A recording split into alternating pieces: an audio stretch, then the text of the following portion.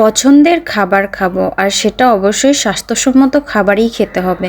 রাস্তার পাশে ভাজা পোড়া দেখলে জিভে জল আসে না এমন মানুষ খুবই কম পাওয়া যাবে। তো আমরা বাহিরের খাবার না খেয়ে সেই খাবারগুলো যদি বাসাতেই বানাতে পারি তাহলে কিন্তু আমাদের শরীরের জন্য একটু হলেও উপকার হবে। তো চলুন আমরা আজকে একটা রেসিপি শেয়ার করি।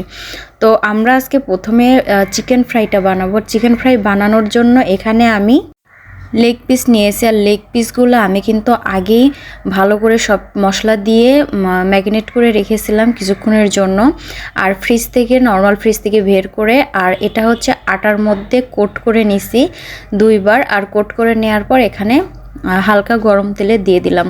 তো এইভাবে কিন্তু দেখা যাচ্ছে যে যদি আপনারা বাসাতেই এইভাবে চিকেন ফ্রাই তৈরি করতে পারেন তাহলে খেতে অনেক ভালো লাগবে, আবার আপনার শরীরের জন্য ভালো হবে। তো আমি এই জন্য কী করি, বাসাতেই কিন্তু এই প্রসেস ফুডগুলা বা জাঙ্ক ফুডগুলা বানিয়ে ফেলি। তো রাস্তার পাশে যেগুলো বিক্রি করে সেগুলো কিন্তু একই তেলে বারবার ভাজার কারণে আমাদের শরীরের অনেক ক্ষতি করে। তো যার কারণে আমরা বাসাতেই কিন্তু এভাবে বানিয়ে নিতে পারবো। আর আমরা তো দেখা যাচ্ছে মুরগির মাংস আমাদের বাসায় সবারই থাকে।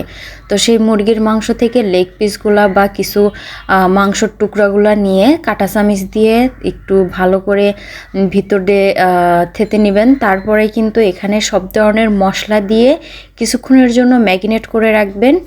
আর যদি ম্যারিনেট করার সময় না পান সাথে সাথেও কিন্তু বানানো যাবে। আর আমি কিন্তু এখানে ময়দা না দিয়ে আটা দিয়েই বানাইছি, আর আটা দিয়ে বানালেও কিন্তু অনেক মজা হয়। এই তো দেখতে পাচ্ছেন, আর এই মাংসগুলোর সাইজগুলো অনেক বড় ছিল, আর আমার কড়াইটা হয়ে গেছিলো একদম ছোট।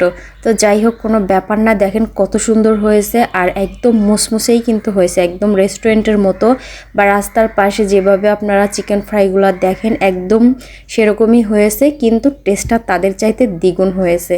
কারণ আমি বাসাতে খুব যত্ন সহকারে কিন্তু ভালোভাবে আস্তে ধীরে সময় নিয়ে বানাইছি, আর একদম স্বাস্থ্যসম্মত উপায়। যাই হোক, আমার এখানে চিকেন ফ্রাইগুলো অলরেডি প্রায় হয়ে গেছে। এই তো আর কিছুক্ষণ পরে কিন্তু নামিয়ে নিব। দেখতেই পাচ্ছেন কতটা সুন্দর হয়েছে আর কতটা লোভনীয় হয়েছে, অনেক ক্রিস্পিও কিন্তু হয়েছিল।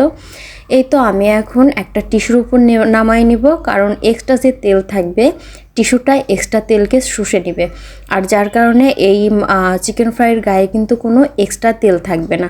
দেখতে পাচ্ছেন। আর এখানে কিছু যে আটার এগুলা ছিল, গোড়াগুলো ছিল, সেগুলা আমি তুলে নিছি। তো যাই হোক, আমার চিকেন ফ্রাইটা কিন্তু আজকে রেডি, আর অনেক মজা হয়েছে খেতে। আপনারা যদি এভাবে বানাইতে চান অবশ্যই কিন্তু বানাইতে পারেন।